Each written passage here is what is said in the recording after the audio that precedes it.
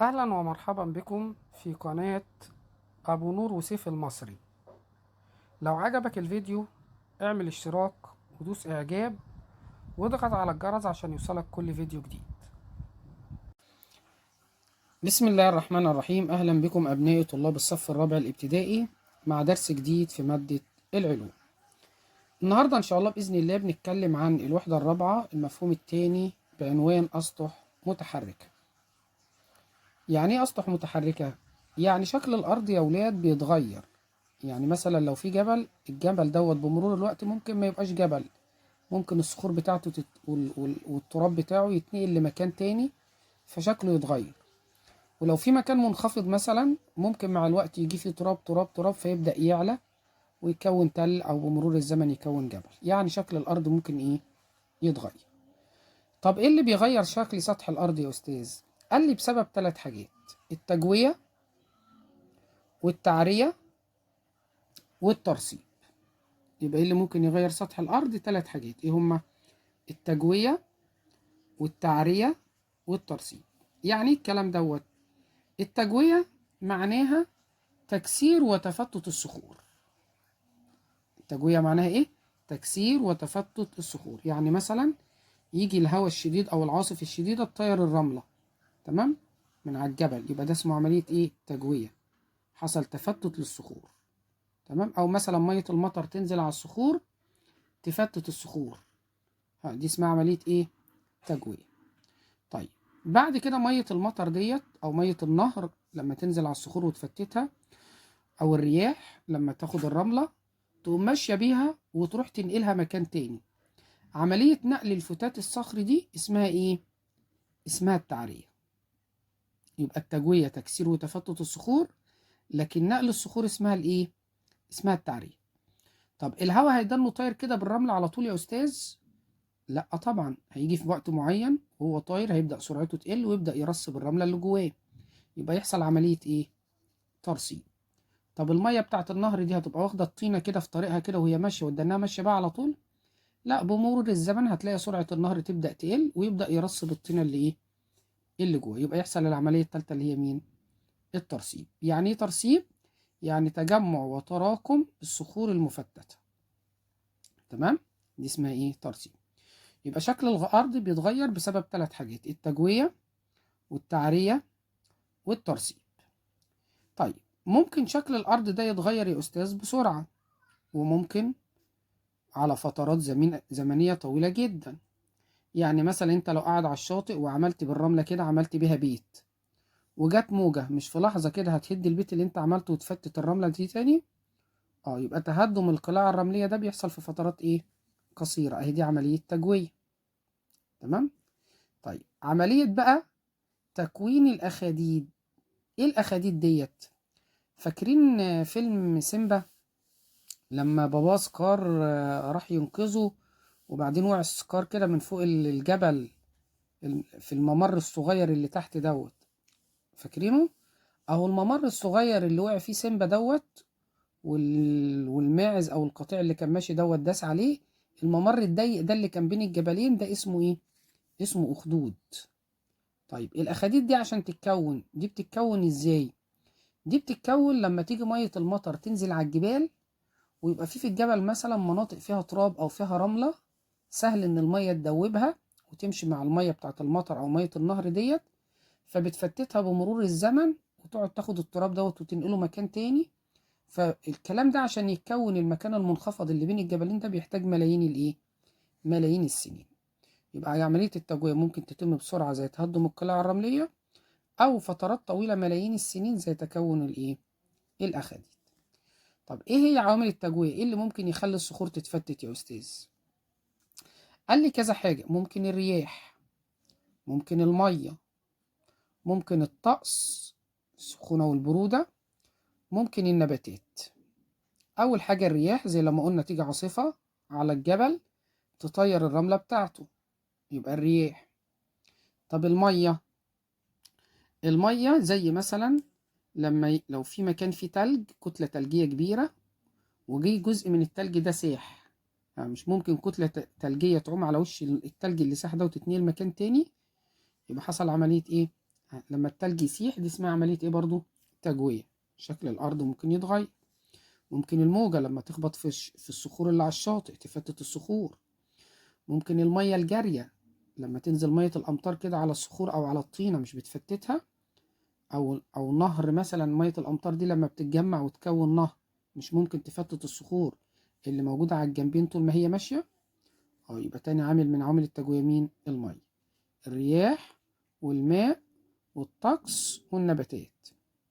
ماشي كده، عوامل التجوية ايه؟ رياح ماء طقس نبات، رياح ماء طقس نبات.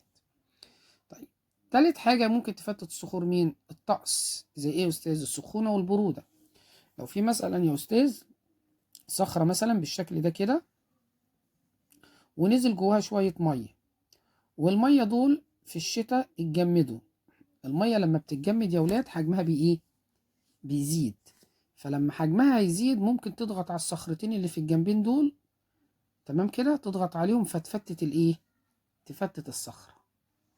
تمام. طيب جذور النباتات. النباتات لما الجذور بتاعتها بتتغلغل في التربة وتمشي في التربة، الجذر وهو ماشي في التربة مش ممكن يفتت الصخور؟ تمام. يبقى في كده في كام عامل للتجوية يا أستاذ؟ 4. ايه هما؟ رياح ماء طقس نبات، رياح ماء طقس نبات. تمام كده. طيب الصخور بعد ما اتفتتت هيحصل لها ايه؟ هتتنقل من مكان لمكان، تتنقل مع الرياح، تتنقل مع المية من مكان لايه؟ لمكان. طب ايه هي عوامل التعرية بقى؟ ايه اللي ممكن ينقل الصخور دي؟ احنا لسه قايلين ممكن الايه؟ الرياح. ممكن ايه كمان؟ ممكن المية. المية دي ممكن تكون في صورة امواج او في صورة امطار او في صورة انهار. ممكن ايه كمان؟ الجاذبية الارضية. ازاي يا استاذ؟ قالك يعني مثلا لو صخرة فوق الجبل كبيرة واتفتتت، هتقع من فوق الجبل لتحت. طب وقعت من فوق لتحت، اتنقلت من فوق لتحت، ايه اللي نقلها من فوق لتحت؟ الجاذبية مين؟ الأرضية. طب الرياح لما تحصل عاصفة تطير الرملة، مين اللي نقل الرملة؟ الرياح. طب الصخور اللي على الشاطئ لما يخبط فيها الموج بتاع البحر تتفتفت وتنزل في المية، مين اللي نقلها؟ الأمواج. المطرة لما تنزل على الطينة أو على التراب وتفتت الصخور وتاخد التراب دوت وتجري بيه، مين اللي نقل الطينة؟ الأمطار. زي مثلا احنا عندنا مثلا في هضبة في أثيوبيا اسمها هضبة الحبشة. ما هي أثيوبيا دي اللي هي الحبشة. هضبة الحبشة أو هضبة أثيوبيا دي طول السنة الأمطار عمالة تنزل عليها. فتعمل إيه في الصخور بتاعت هضبة الحبشة؟ تفتت الإيه؟ الصخور. ولما الصخور تتفتت تعوم الصخور ديت في قلب المية، التراب بتاعها الطينة دي تعوم في المية، وتبدأ المية تتجمع تتجمع تتجمع لما تكون إيه؟ لغاية ما تكون المية لما تتجمع مع بعضها تكون مين؟ نهر. كونت لي مين؟ نهر النيل. نهر النيل ده انه ماشي ماشي ماشي ماشي كده، جينا في منطقة مثلا لقي فيه صخور صلبة جدا مقابلاه، فيعمل ايه؟ يقوم مغير ايه؟ غير طريقه، لان في صخور صلبة مش قادر يفتتها، فقام مغير ايه؟ طريقه. طب لقي صخور هنا تاني، قام مغير ايه؟ طريقه، وقام مكمل كده ايه؟ كمل على طول. تمام. طلع هنا عند الشمال كده لقي فيه صخور صلبة جدا مش قادر يمشي فيها، قام ايه؟ قام متفرع لفرعين كده، فرع دمياط وفرع مين؟ رشيد. لغاية ما في الآخر خالص المية بتاعته بتنزل فين بقى؟ في البحر مين؟ البحر مين؟ المتوسط. طبعا النهر بيتحرك من منطقة مرتفعة، تمام، يبدأ ينزل في مناطق ايه؟ منخفضة. تمام كده. في النهاية خالص لما يلتقي بقى الماء الجاري اللي هو المية اللي بتجري ديت مع الماء اللي هو يعتبر غير جاري، ماء ساكن ما بيتحركش يعني، ده مية جاية من فوق لتحت، لكن دي تعتبر كأنها زي مية ايه؟ مية ساكنة. ايه اللي بيحصل؟ سرعة النهر بتبدأ تقل تقل تقل، فيبدأ ينتشر كده أفقيا، ويبدأ يرسب الطينة اللي هو كان شايلها. حصل هنا عملية تجوية في اللي تحت خالص، اتفتتت الصخور، ثم حصلت عملية تعرية، اتنقلت الصخورة هي، وفي الآخر خالص جت في المنطقة دي وإيه؟ وبدأت الطينة الطمي اللي شايله نهر النيل ده زمان لما كان بيحصل فيضانات ونهر النيل يزيد جدا، كانت الطينة دي بتعوم كده ايه؟ تيجي على الجنبين، مية نهر النيل تطلع من نهر النيل تغرق الجنبين، وتبدأ المية تنشف ويتبقى عليها الايه؟ الطينة. الطينة دي كونت ايه يا ولاد؟ كونت المنطقة اللي عاملة زي المثلث دي. طب المنطقة اللي عاملة زي المثلث دي بنسميها ايه يا استاذ؟ بنسميها الدلتا. بنسميها الايه؟ الدلتا. ودي من اكتر المناطق الخصبة زراعيا في مصر، منطقة الدلتا. ليه؟ لانها غنية بالطمي، جاية طمي من هضبة الايه؟ الحبشة. طب والجنبين دول كنا بنسميهم ايه؟ كنا بنسميهم وادي النيل. اه، وادي الايه؟ وادي النيل. يبقى حصل عملية تجوية، ثم عملية تعرية اللي هي النقل، ثم عملية في الآخر ترسيب. ايه اللي ممكن يعمل الكلام دوت؟ قلنا مين اللي ممكن يعمل عملية التعرية والنقل ديت؟ ممكن تتم عن طريق مين؟ الأنهار. تمام. ممكن ماشية الطينة تمشي كمان عن طريق مين؟ الأمطار. يبقى ممكن في البحر عن طريق الأمواج، ممكن مثلا زي هضبة الحبشة عن طريق الأمطار هي اللي بتنقل الطينة. وطول ما المية ماشية كده الأنهار، النهر طول ما هو ماشي عمال يحك في الجنبين، عمال برضو يفتت الصخور على الإيه؟ على الجنبين. يبقى في كام عامل كده للتعرية؟ 5. إيه هما؟ الرياح، الأمواج، أمطار، أنهار، جاذبية أرضية. رياح، أمواج، أمطار، أنهار، جاذبية أرضية. رياح، أمواج، أمطار، أنهار، جاذبية أرضية. يبقى دول الخمس إيه؟ عوامل بتوع التعرية. طيب، طبعا ممكن نلاحظ يا ولاد عملية التعرية ديت اللي هي الصخور اللي بتجري والحاجات اللي ماشية في قلب المية ديت وماشية في قلب الهواء، ممكن أشوفها أثناء الفيضانات. لما يحصل فيضان والمية تغرق الدنيا، تلاقي المية وهي ماشية شايلة معاها كراكيب وماشية شايلة طوب وطينة وطمي وزبالة وحاجات ماشية فيها. ممكن ألاحظها ساعة الفيضانات، ساعة الأعاصير اللي هو الرياح الشديدة جدا، تلاقيها مطيرة كده التراب والزبالة والورق من الأرض. مش كده؟ عملت عملية إيه؟ تعرية. ممكن أثناء الانهيارات الجليدية، جبل تلج ساح، حصل انهيار جليدي، نزلت الجليد، تحرك الجليد، ممكن أشوفه أثناء تحرك الإيه؟ الرمال. وممكن المية وهي بتجري يا ولاد زي مية نهر النيل تعمل إيه؟ تعمل جريان كده أو مظهر طيني جواها. وطبعا يا ولاد عملية التجوية والتعرية ديت لما نيجي نبني بيت لازم ناخد بالنا من الأماكن اللي بيحصل فيها تجوية وتعرية. يعني ما ينفعش مثلا أجي في منطقة هتبقى مية النهر مثلا نازلة كده، زي هضبة الحبشة مثلا، واجي في مكان كده المية نازلة وبتتحرك وابني بيت، لأن المية اللي نازلة دي ممكن تعمل إيه في البيت؟ هتهده، صح؟ فبيقول له يؤثر تدفق الأنهار أو الرياح على بناء المنازل، لذلك لا نبني منزل في مكان يتعرض للتجوية أو إيه؟ أو التعرية. ما أجيش كده فوق جبل وفي رياح شديدة وفي عواصف بتحصل فوقيه وأروح أبني بيت، هتيجي العاصفة تعمل إيه في البيت؟ هتهد البيت. يبقى تعالوا مع بعض تاني. اللي بيغير سطح الأرض التجوية والتعرية والترسيب. إيه هي التجوية؟ عملية تكسير وتفتت الصخور. طب التعرية؟ نقل الفتات الصخري. طب الترسيب؟ تراكم الصخور المفتتة. ايه عوامل التجوية يا أستاذ؟ قلنا 4. رياح، ماء، طقس، نبات. رياح، ماء، طقس، نبات. طب عوامل التعرية؟ رياح، أمواج، أمطار، أنهار، جاذبية أرضية. رياح، أمواج، أمطار، أنهار، جاذبية أرضية. طيب، تعالوا بقى نتكلم يا ولاد عن أنواع التعرية اللي هي تفتت الصخور. في كم نوع من التجوية يا أستاذ؟ قال لي في نوعين من التجوية. في تجوية اسمها تجوية ميكانيكية، وفي تجوية اسمها تجوية كيميائية. تاني كده، في كم نوع من التجوية؟ 2. تجوية ميكانيكية وتجوية كيميائية. طيب، يعني ايه يا أستاذ كلمة تجوية ميكانيكية؟ كلمة تجوية قلنا معناها ايه؟ تفتت الصخور. الميكانيكية يعني تفتت وتكسير الصخور الكبيرة، تتفتت لأجزاء صغيرة. يعني الفتافيت الصخور الكبيرة تتفتت لأجزاء ايه؟ صغيرة. طب هل تركيبها اتغير يا أستاذ؟ لا، كل اللي حصل إن هي بدل ما هي كبيرة بقت إيه؟ بقت صغيرة، يعني ليها نفس التركيب. لو ليها نفس التركيب شكلها بس اللي اتغير من صخور كبيرة لصخور صغيرة، يبقى ده سماها تجوية إيه يا أستاذ؟ ميكانيكية. طب إيه اللي ممكن يفتت الصخور يا أستاذ قلنا؟ ممكن إيه؟ ممكن الرياح، ممكن المية، ممكن الأشجار، ممكن الحرارة والإيه؟ والبرودة، اللي هي عوامل التجوية العادية. تمام كده؟ طيب، في نوع تاني من التجوية اسمها تجوية كيميائية. طب ايه التجوية الكيميائية دي يا أستاذ؟ التجوية الكيميائية دي يا ولاد معناها إن الصخور بتتفاعل مع حاجة تانية وتتغير تركيب الصخور، تتفتت وتتحول لنوع تاني. مش فاهم يا استاذ؟ اقول لك فاكر اللي احنا خدناه في الترم الاول الامطار الحامضيه؟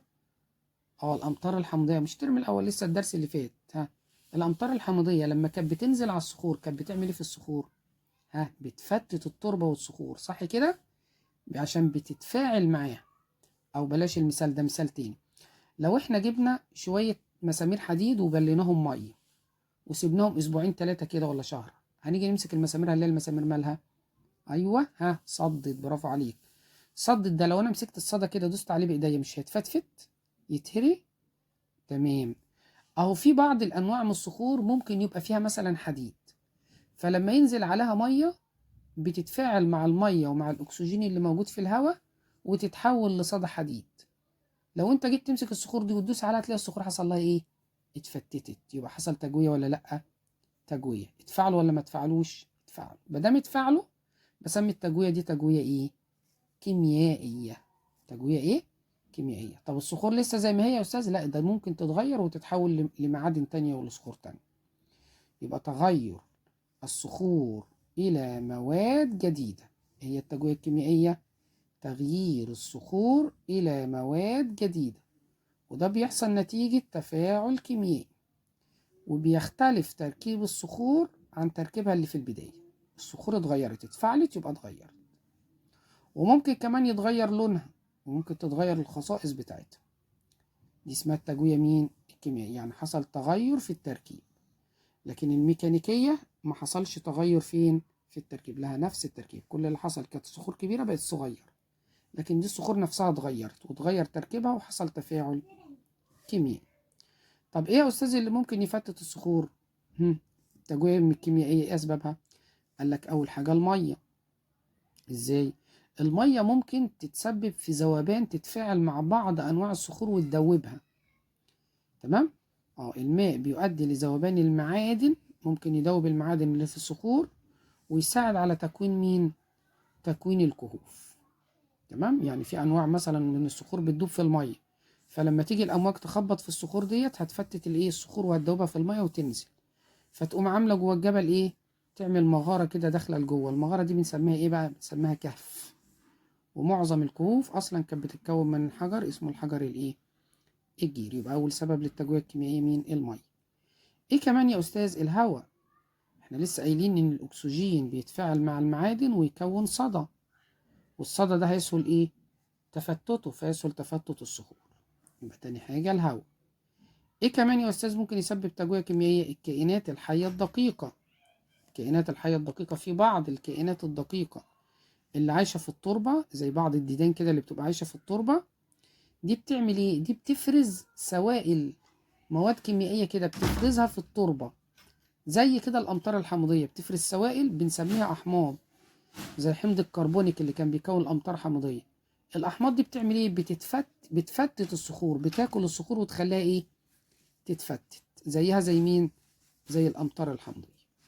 يبقى في كام سبب كده للتجوية الكيميائية؟ 3: المية، الهواء، الكائنات الحية الايه؟ الدقيقة. تمام؟ طيب يا أستاذ، نعم، هو ممكن يحصل تجوية ميكانيكية وتجوية كيميائية هما الاتنين مع بعض؟ ممكن يحصل تجوية ميكانيكية بس، وممكن تحصل تجوية كيميائية بس، وممكن يحصل الاتنين مع بعض، الميكانيكية والايه؟ والكيميائية. طب مين تأثيره أكتر يا أستاذ؟ مين الأخطر، الميكانيكية ولا الكيميائية؟ مين التجوية اللي تأثيرها أكتر؟ الكيميائية، لأنها ممكن تغير تركيب الصخور، تحولها لنوع تاني من الصخور. فبيقول لي ملحوظة أهو: التجوية الكيميائية بتحدث تأثير أقوى من التجوية الميكانيكية، وممكن هما الاتنين يحصلوا مع إيه؟ مع بعض. تمام كده يا ولاد؟ طيب يبقى كده خدنا عملية الإيه؟ التجوية. طيب الصخور يا ولاد لما يحصل لها عملية تجوية وبعد كده يحصل لها عملية تعرية، تتنقل لمكان تاني، هتيجي في المكان التاني ده وتبدأ إيه؟ تترسب. يعني ممكن يحصل مثلا عاصفة تقوم مطيرة الرمال من على الجبل تنقلها لتحت الجبل من تحت، حصل عملية تجوية وتعرية. ثم يحصل عملية إيه بقى؟ ترسيب. الهواء اللي شايل التراب دوت هيجي في مكان تاني ويبدأ إيه؟ يرسب التراب دوت فيه. طب جت السنة اللي بعديها حصل برضه عملية تجوية ونقل وترسيب، يبقى عملت طبقة تانية فوق الصخور التراب الأولاني. طب السنة اللي بعديها تجوية وتعرية ونقل وترتيب، يبقى حصلت ايه كمان مرة. السنة اللي بعدها يا أستاذ تحصل عاصفة تانية تعمل عملية تفتت ونقل وترسيب، تقوم مكونة طبقة تالتة، يبقى طبقة فوق طبقة فوق طبقة فوق طبقة، تكون طبقات من الصخور فوق بعضها. بنسمي الصخور اللي على شكل طبقات دي بنسميها ايه؟ بنسميها الصخور الرسوبية. يبقى تتراكم الصخور المفتتة فوق بعضها البعض، وبفعل الضغط ومرور الزمن بتكون نوع من الصخور بسميها صخور ايه؟ رسوبية. وطبعا طبقات الصخور الرسوبية يعني مثلا حصل تجوية وتعرية ونقل وترسيب، قامت عاملة طبقة صخور كده، السنة اللي بعدها قامت عاملة لي طبقة تانية، السنة اللي بعدها قامت عاملة لي طبقة ايه؟ تالتة، السنة اللي بعدها قامت عاملة لي طبقة رابعة، وهكذا. فتبص على الصخور الرسوبية تلاقيها موجودة على شكل ايه؟ طبقات، على شكل يا ولاد طبقات. والصخور الأقدم هي اللي بتكون ايه؟ في الطبقات السفلى تحت. طب والصخور الأحدث اللي هي الجديدة يعني بتكون موجودة في الطبقات الايه؟ العليا. يبقى في الصخور الرسوبية الصخور الحديثة بتكون لأعلى، والقديمة بتكون لفين؟ لأسفل. طيب بعد ما الصخور اتفتتت واتنقلت وبدأت تترسب، ايه اللي ممكن يرسب الصخور؟ احنا لسه قايلين ممكن الرياح اللي شايلة الصخور دي تبدأ ترسبها، تمام؟ زي مثلا العاصفة اللي شايلة تراب ورملة هتروح ترسبها في مكان تاني، فتقوم عاملة حاجة اسمها الكثبان الايه؟ الرملية. عاصفة تراب، عاصفة طيرت الرملة من على الجبل وقامت عاملة كده الرملة كده رسبتها في مكان تاني، وتبقى الرملة كده عاملة زي الأمواج كده، اللي هي الرملة اللي بتلاقيها في الصحراء كده عاملة زي الأمواج دي، بيسموها كثبان ايه؟ رملية. طيب ايه كمان ممكن يعمل ترسيب؟ ممكن النهر شايل الطينة مثلا، زي نهر النيل كده جايب الطمي من هضبة الحبشة، بيدنه ماشي ماشي ماشي لغاية ما يجي هنا في شمال مصر ويرسبه ويكون الايه؟ الدلتا. أو على الجنبين يكون مين؟ الوادي. أو ممكن مثلا مية الأمطار لما تنزل على الهضاب والأماكن العالية جدا ديت تفتت الصخور وتكون ايه؟ تكون أخدود مية الأمطار. وطبعا مية الأمطار لما بتتجمع تكون ايه؟ أنهار. النهر دوت يفتت الصخور ويكون الايه؟ الأخدود. يبقى الدلتا أو الوادي أو الأخدود اتكونوا بفعل مين؟ الأنهار. لكن الكثبان الرملية اتكونت بفعل مين؟ الرياح. كمان يا أستاذ ممكن تحصل كثبان رملية على الشواطئ، الموج بتاع البحر عمال يرمي مية من البحر يرميها على الشاطئ فيعمل كثبان رملية على الايه؟ على الشاطئ بسبب حركة الايه؟ الأمواج. وبكده نكون خلصنا الجزء الأولاني اللي هو بيتكلم عن عوامل التجوية والتعرية والترسيب. وإن شاء الله الحصة اللي جاية إن شاء الله نتكلم بقى التجوية والتعرية والترسيب دي بتكون إيه. هنتكلم بقى على الحاجات اللي بتكونها التجوية والتعرية والترسيب، تمام؟ اللي هي إيه؟ تغيير مظاهر السطح، وإزاي بتتكون الأخاديد والدلتا والكثبان الرملية. أتمنى لكم التوفيق إن شاء الله. السلام عليكم ورحمة الله وبركاته. عزيزي المشاهد، لو عجبك الفيديو اعمل اشتراك ودوس إعجاب واضغط على الجرس عشان يوصلك كل فيديو جديد.